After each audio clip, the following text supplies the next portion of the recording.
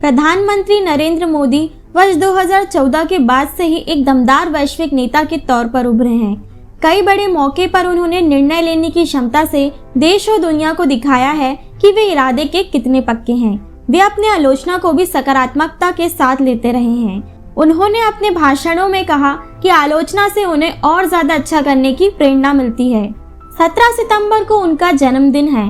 वर्ष 1950 में इसी तारीख को उनका जन्म हुआ था और वे इस बार 72 वर्ष पूरा कर अपने जीवन के 73वें वर्ष में प्रवेश कर रहे हैं। उम्र के इस पड़ाव पर आकर भी नरेंद्र मोदी ऊर्जावान बने हुए हैं।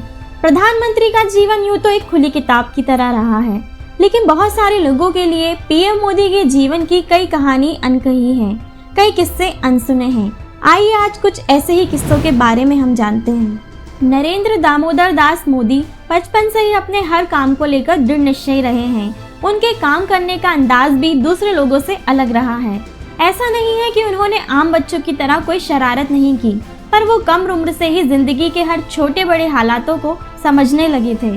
ज्योतिष शास्त्र पर विश्वास करने वाले लोगों को ये जानकर खुशी होगी कि नरेंद्र मोदी का जन्म 17 सितंबर 1950 को सुबह 11 बजे हुआ था। मोदी की कुंडली देखने वाले ज्योतिष के अनुसार उनकी कुंडली में राहु अंतर्दश का योग है, जिसके चलते कोई भी इंसान राजनीति में श्रेष्ठ माना जाता है। मोदी की जन्म कुंडली स्वतंत्र सेनानी बाल गंगाधर तिलक से बिल्कुल मिलती है। इसके अलावा उनकी कुंडली ऑटो वॉन बिस्मार्क से भी मिलती है। उन्होंने 1910 में जर्मनी को एक सुपर पावर देश में तब्दील कर दिया था। ये बात तब की है जब मोदी जी स्कूल जाया करते थे। 10वीं की पढ़ाई के दौरान स्कूल का रजत जयंती वर्ष था। स्कूल में 4 दीवारी नहीं थी और स्कूल के पास इतना पैसा भी नहीं था कि 4 दीवारी बनवा सके।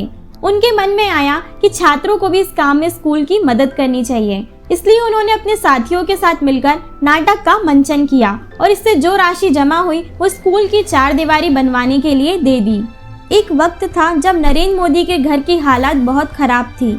उनके पास जूते खरीदने तक के पैसे नहीं थे। उनके मामा ने उन्हें सफेद कैनवास जूते खरीद कर दिए।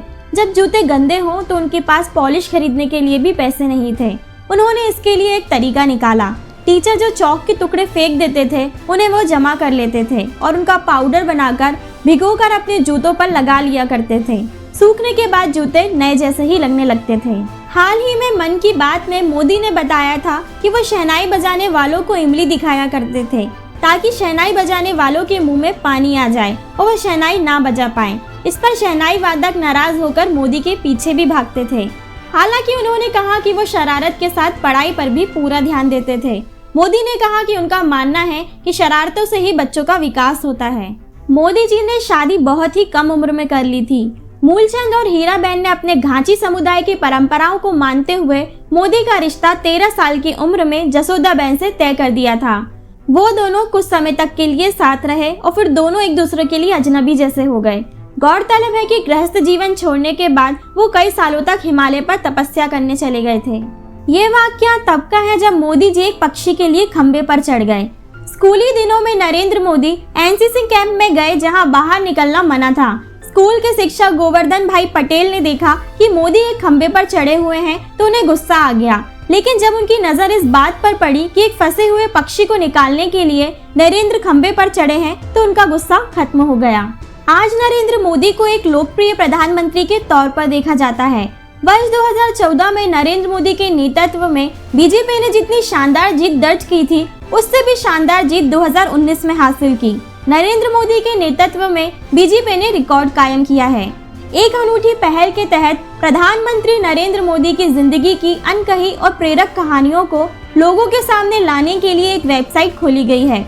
मोदी स्टोरी नाम की इस वेबसाइट में उन लोगों की यादों को संकलित किया गया है जिन्होंने प्रधानमंत्री की जिंदगी को करीब से देखा है।